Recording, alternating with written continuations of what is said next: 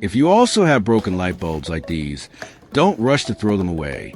With just about 5 minutes of tinkering and a quick check, you can completely repair them and continue using them. Sometimes the problem is only a very small detail, and fixing it is actually quite simple. This way, you can save the cost of buying new bulbs while also making use of items that might otherwise be thrown away. Broken LED bulbs are often easy to find in trash bins or in corners of the house because many people think they are no longer useful. But today I will share the method I use to restore these light bulbs.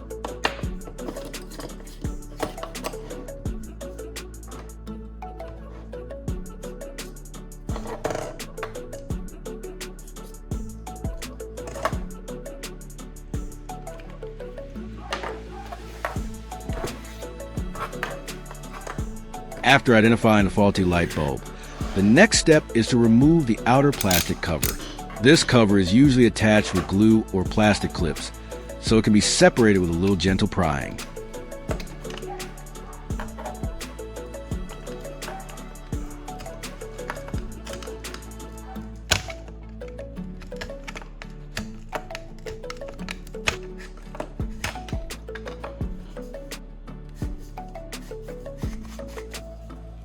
Once the cover is removed, we can see the LED circuit board and the internal components, allowing us to begin checking the cause of why the bulb is not working.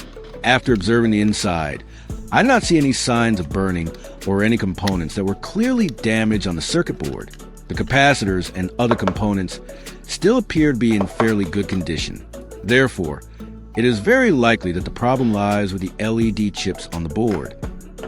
Now I will make a simple tool to test each LED chip on the circuit board.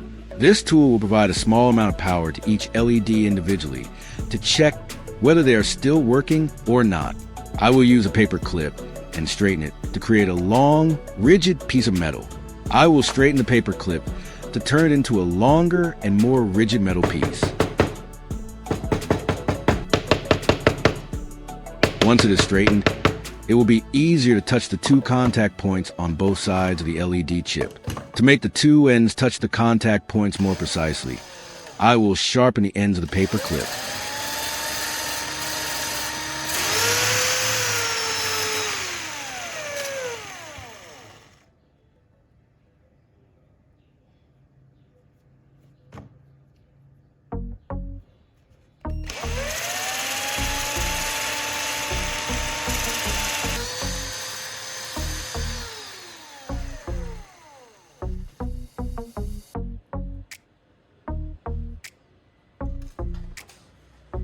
After sharpening both ends, I will cut the paper clip in half to create two separate metal pieces.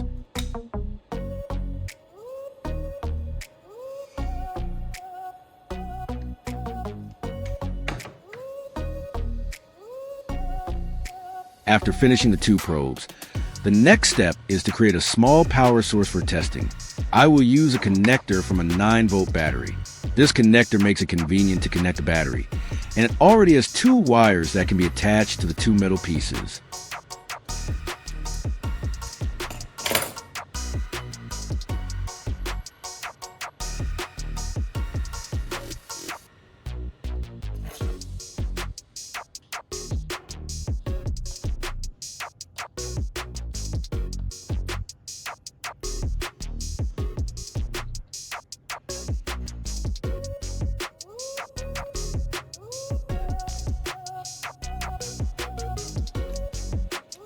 To make the connections more secure and stable, I will use heat shrink tubing to cover the section where the wire and the metal piece are connected.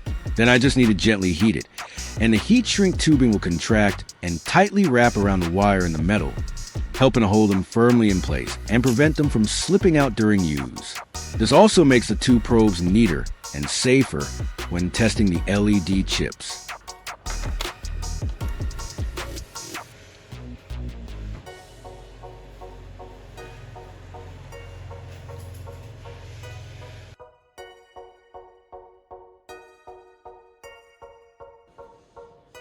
To make the testing process more convenient, I will also use a pair of tweezers and attach the two metal pieces to the tips of the tweezers.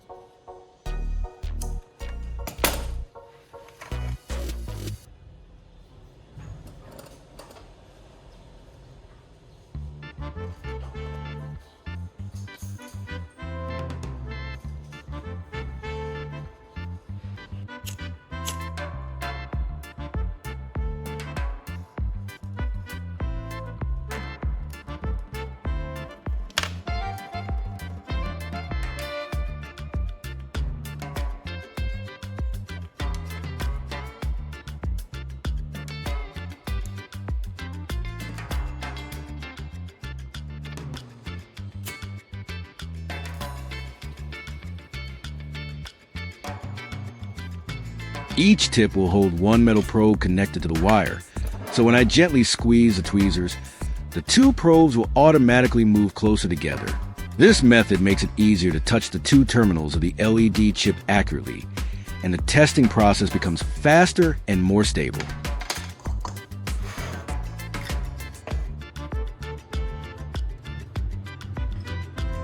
To begin the testing process, I will carefully separate the LED circuit board from the light bulb housing. This step allows me to access the LED chips more easily. Once the board is removed, I can use the testing tool to check each LED chip one by one.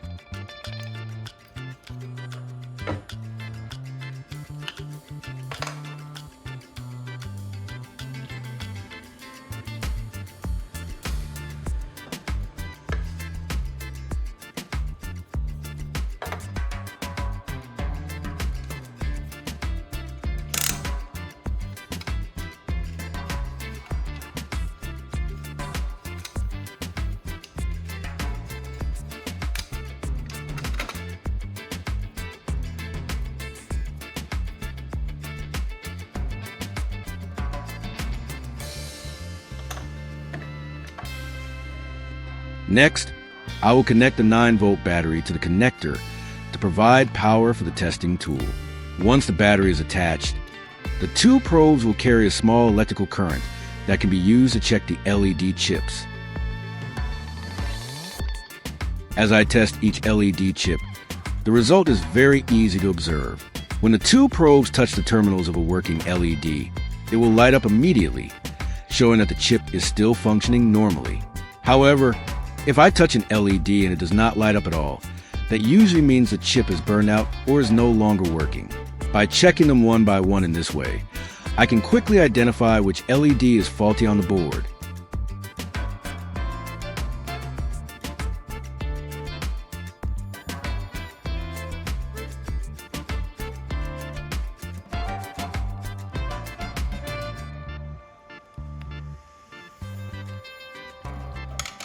After identifying the faulty LED chip, I will mark its position on the circuit board.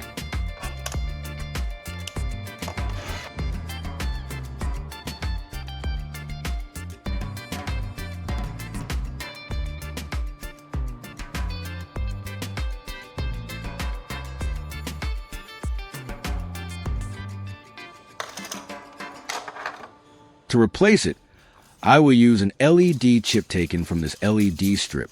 The chip from the strip will be used as a replacement for the faulty LED on the circuit board.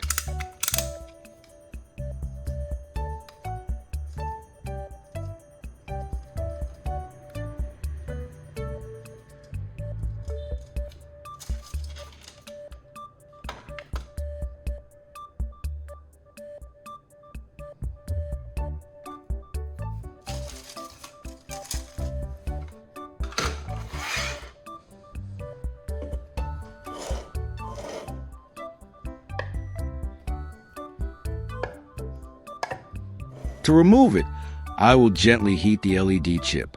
By applying a little heat to the solder joints, the solder will soften, making it easier to detach the faulty LED from the circuit board.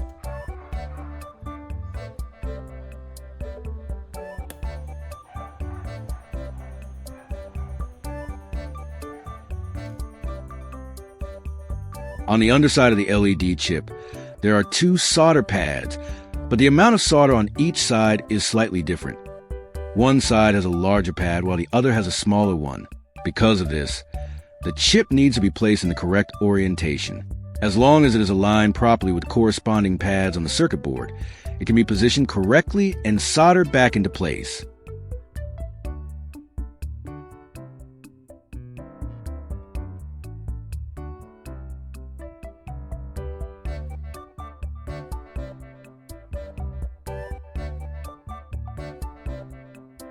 Next, I will gently heat the area again so the solder can melt. Once the solder liquefies, it will flow around the pads and firmly hold the LED chip in place.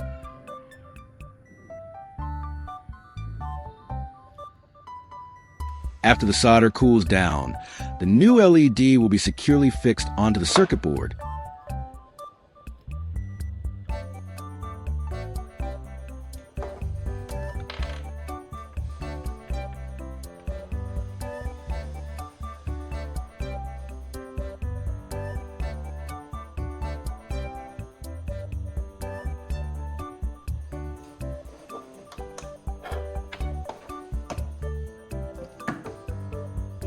after heating the area.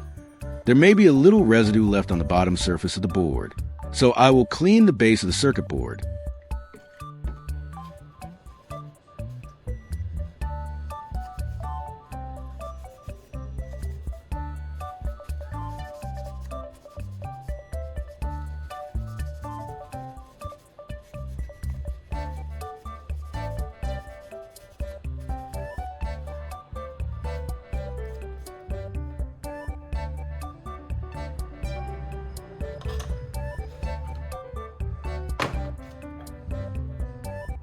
Now I will place the circuit board back into the light bulb housing. I carefully position it in its original place and make sure it fits properly with the internal contacts.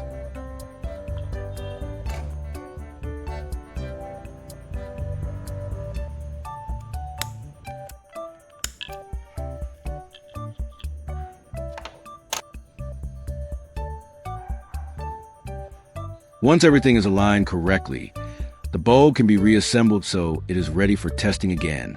Before closing the bulb, I need to make sure that the two power wires are connected back to their correct positions on the circuit board.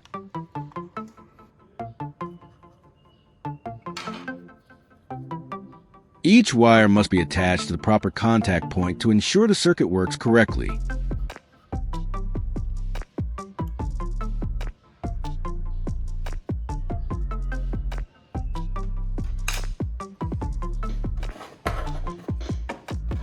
Now I will screw the bulb back into the socket to begin testing.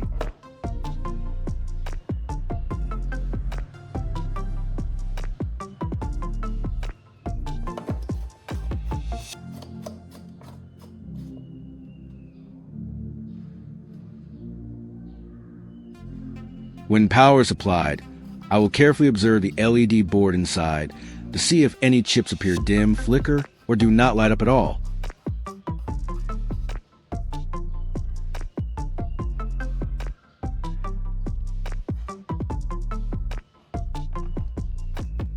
When the power is turned on, the bulb lights up completely.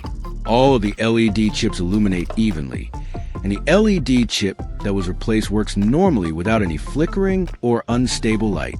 This shows that the repair was successful and the bulb is now functioning properly again.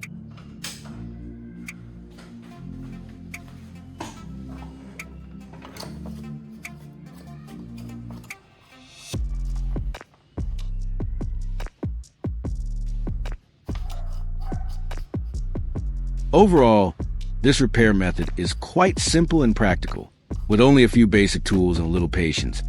It is possible to identify the faulty LED chip and replace it without needing specialized equipment.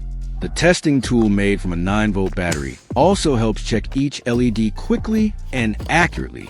This approach can save the cost of buying a new bulb and also helps reuse parts from other LED sources, such as LED strips. For small repairs like this, it is an effective way to extend the life of LED bulbs that would otherwise be thrown away. In conclusion, repairing a damaged LED bulb like this is not too complicated if we take the time to check it carefully. Sometimes the problem is caused by just a single faulty LED chip, and replacing it can bring the whole bulb back to life. With a few simple tools and a bit of patience, we can extend the lifespan of these bulbs instead of throwing them away. It's a small repair, but it helps save money and reduces unnecessary waste.